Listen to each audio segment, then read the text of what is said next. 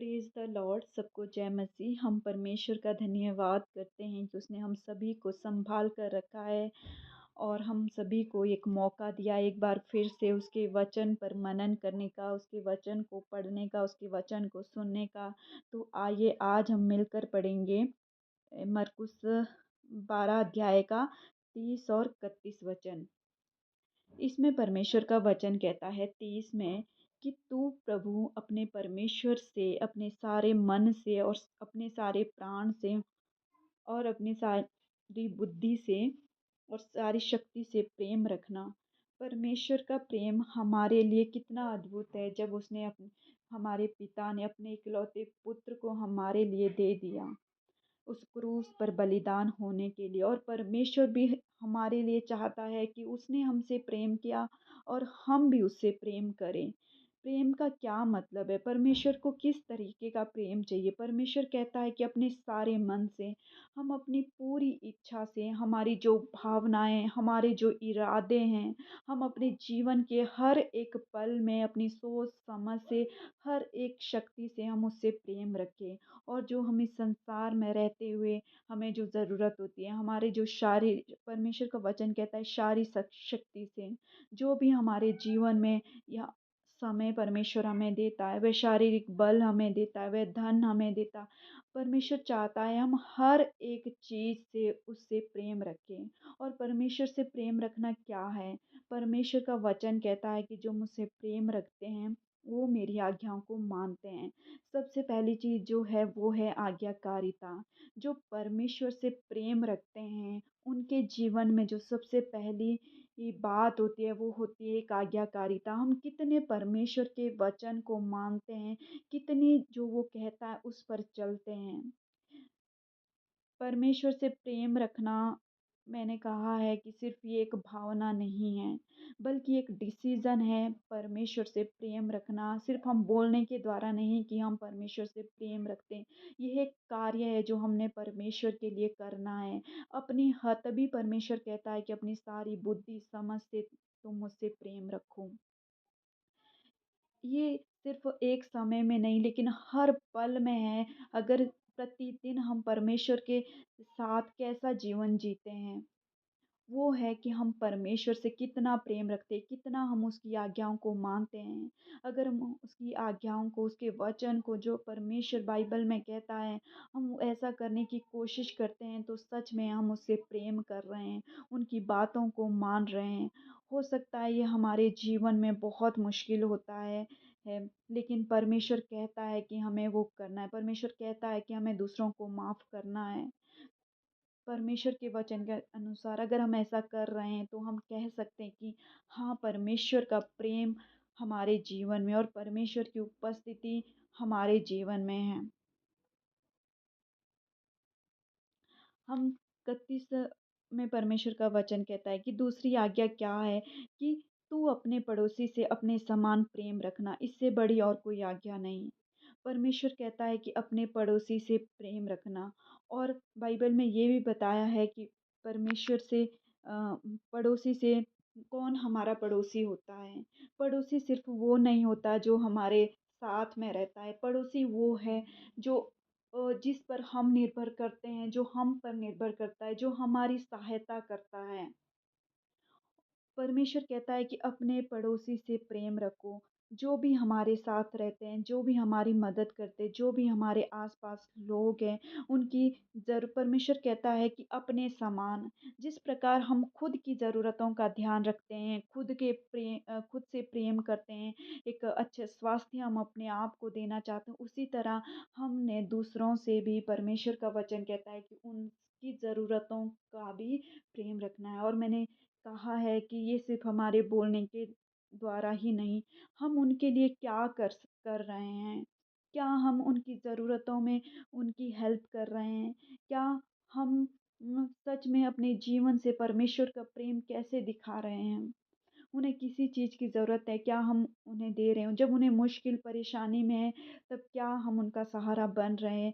अगर हम ये सब कुछ अपने जीवन में, अपने आस-पास में करते हैं, तो परमेश्वर का वचन कहता है कि हम उससे प्रेम रखते हैं। और हमारी बहुत कमज़ोरियाँ होती है अपने जीवन में। ख़ासकर जो भी हमारे साथ रहते हैं किसी भी कारण से बहुत मिसअंडरस्टैंडिंग होती है, बहुत सारी बातें होती हैं, चाहे हमारे फैमिली मेंबर में क्यों ना हो। और सच में प्रेम रखना बहुत मुश्किल होता है, चाहे हमारे अंदर कैसी भी इच्छाएँ क्यों ना हो, लेकिन परमेश्वर का जो वचन है हम उसको याद करें। चाहे उन्होंने हमारे साथ बुरा बिहेव किया हो, चाहे वो कैसे भी है, लेकिन परमेश्वर का वचन कहता है हमें माफ़ करने के लिए और उसके प्रेम को प्रकट करने के लिए। और हमने अपने जीवन में उनके लिए एक भला कार्य करना है, चाहे वो कैसे भी है, लेकिन एक दया उन पर दिखानी है। हमें प्रार्थना करनी है, उनके लिए आशीषों के बारे में सोचना है। यही है जो परमेश्वर का वचन कहता है और जब हम इस वचन को मानते हैं, तो सच में हम परमेश्वर से प्रेम रखते हैं। पहला यूहन्ना 4:20 में भी परमेश्वर का वचन कहता है कि यदि कोई कहे कि मैं परमेश्वर से प्रेम रखता हूँ और अपने भाई से बैर रखे तो वह झूठा है। क्योंकि जो अपने भाई से जिसने उसने देखा है प्रेम नहीं रखता तो वह परमेश्वर से भी जिसे उसने नहीं देखा प्रेम नहीं रख सकता। हम ये नहीं कह सकते हाँ कि हम अपने आसपास के लोगों से, हम अपने परिवार से प्रेम नहीं रखते हैं, लेकिन हम परमेश्वर से प्रेम रख सकते हैं। परमेश्वर हमारे जीवन में परमेश्वर की उपस्थिति है। परमेश्वर हमारे जीवन में है, हम कैसे लोगों को दिखा सकते हैं और कैसी उपस्थिति उसकी हमारे जीवन में है। जब हमारा हृदय प्रेम से भरा होता है दूसरों के लिए और उसकी सेवकाई जो करते हैं, जो ज़रूरी नहीं है कि आप वचन की ही सेवकाई करें। जो भी हर एक छोटी-छोटी बातों में जो हम परमेश्वर के लिए, परमेश्वर के लोगों के लिए करते हैं अ, वो है जो हमारे जीवन में परमेश्वर की उपस्थिति को वो दिखाता है। तो हमारे जीवन में परमेश्वर आज हमें सिखाता है कि हम किस तरीके से उससे प्रेम रख सकते हैं। और सिर्फ़ हम परमेश्वर कहता है अपनी सारी बुद्धि समझ से, अपनी सारी शक्ति से हम सब कुछ कर रहे हैं, लेकिन अगर हम परमेश्वर को समय भी नहीं दे रहे हैं और जो कुछ वो हमें देता है, हम उससे लोगों की हेल्प नहीं कर रहे हैं और उसके प्रेम को नहीं दर्शा रहे, तो भी हम उससे प्रेम नहीं रखते। परमेश्वर चाहता है हमें आशीषें देना और खुद ब खुद परमेश्वर की आशीषें परमेश्वर के वचन के ज़रिए हमारे जीवन में कार्य करती है, जब हम उन वचनों को अपने जीवन में पूरा करते हैं। जब हम वचन को पूरा करते हैं, तो परमेश्वर की पवित्र आत्मा के फल है, यही वो फल है जो हमारे जीवन में कार्य करते हैं।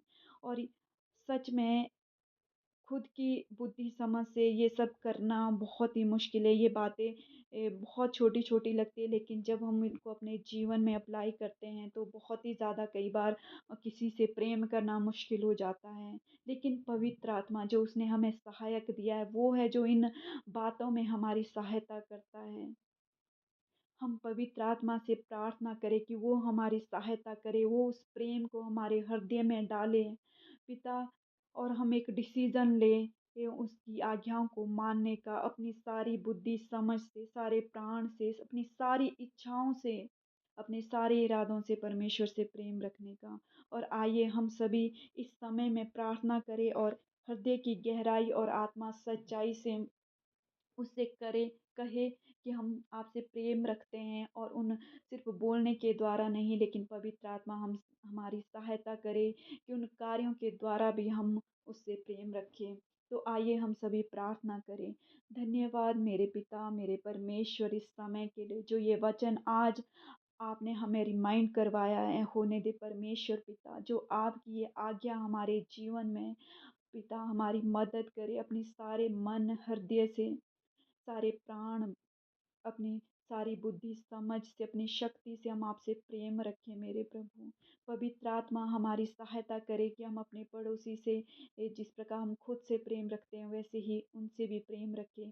उनके लिए भलाई के लिए सोचें, ज़रूरतों को पूरा करें और अपने जीवन के हर एक पल को प्रभु हम आपके हाथों में दें। अपनी इच्छाओं को, अपनी भावनाओं को, अपने इरादों को, अपने समय को, अपने धन को प्रभु हम आपके हाथों में देते हैं। आपकी उपस्थिति हमारे जीवन में हो और एक आत्मा सच्चाई से इस वचन को पूरा करने में हमारी मदद करे और आपकी आशीषें हर एक के हृदय में प्रभु कार्य करें। पवित्र आत्मा आप हमारी सहायता करें कि एक हृदय की गहराई से आपसे प्रेम रखने में, आपके वचन को मानने में और आपके लिए आज्ञाकारी बनने में। पवित्र आत्मा आप हमारी सहायता करना कि यह वचन हमें रिमाइंड करवाना जब भी हम पिता उस मुश्किल परिस्थिति में होते हैं। प्रभु आपका ये वचन हमारे हृदय में आए, जो हमें सिखाए हम कैसे प्रेम करें, कैसे दूसरों को माफ़ करें, कैसे उनके लिए भलाई के कार्य करें। धन्यवाद परमेश्वर, आज जो आपने हमसे बातें की।